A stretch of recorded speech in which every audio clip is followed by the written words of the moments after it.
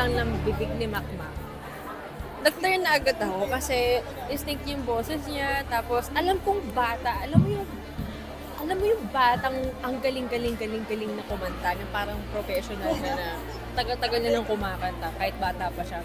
Siguro grabe. As in, like, nag-agawan kami sa kanya. Ako, si Pablo, at saka si Billy. Alam mo, ending, ang pinili niya, si Stel. Julie.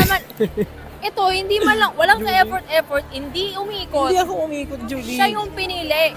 Alam mo, isa kang ahas. Isa akong mga agaw. Isa akong backstabber. Yung pala na habang ni-interview kayong bata, binubulungan ko pala.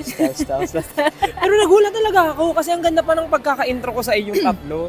Tapos biglang, Coach Dan! Oo. Hindi, sobrang, Masaya. sobrang icebreaker yun para sa aming lahat. Kasi, wow.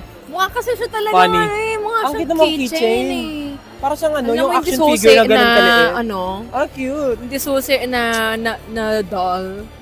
Pero, ending syempre, kung hindi siya pupunta kay Estel, kay Pablo siya napunta. Para naman kami ni Coach Bailey.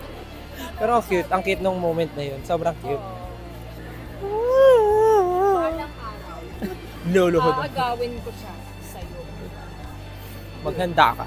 Kami ang pa-Bebe Girls at wala kayong pake kung ganito kami sa mga video namin.